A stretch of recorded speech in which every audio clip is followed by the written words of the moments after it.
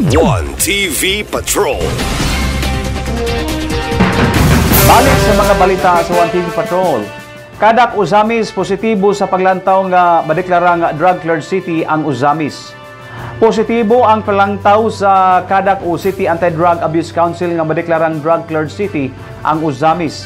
Nagkanayon si Kadak Uzamis focal person Paul Singh nga sa gipakitang kainit nga suporta sa Senso Uzamis Administration sa programa nga gipangluhan ni Mayor Indy Waminal o sa kaaktibo usab sa kapulisan sa syudad nga gipangluhan ni Police Major Dennis Piñastano. Dili layo ang posibilidad nga madeklarang drug-cleared city ang Uzamis taliwala sa mga kaso sa pagpayuhot sa syudad. Wala gilimod sa Kadak Uzamis nga adunay pila ka insidente sa drug buy bust operation ang local PNP apan ang maong insidente nagpakita lang sa kaaktibo sa kapulisan batok sa illegal nga droga.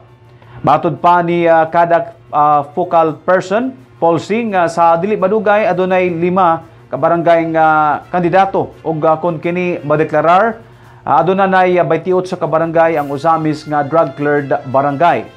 Dasig usab niya sa mga PWODs nga ipadayon ang pagbag-o o ipadayon ang pag-atiman sa nahatag nga livestock aron daghang pang mga PWODs ang sunod nga makapahimulus sa maong programa gawas sa ayudang pinansyal nga madawat niini.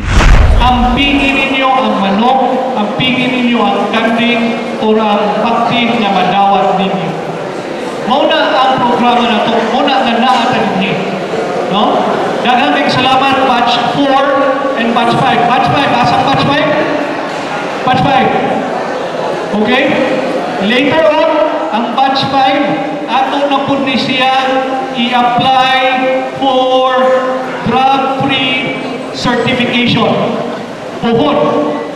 Kung kaluyan ka sa Ginoo, magkapasap na, then ang atong drug-cleared barangay sa Dakbayan sa Uzamis from 23, madugangan o 5, mahimo na dayon na siya na 28 ka barangay.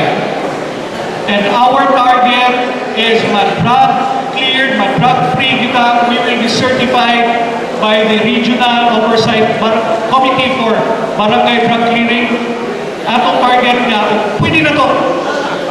Mahulog ang tanang barangay, 51 ka barangay sa Dakbayan, ma-declare na to nga drug-free barangays. Then, musunod na dayon nga ang atong syudad sa Dakbayan sa Uzamis will be declared as a drug-free city. One TV Patrol.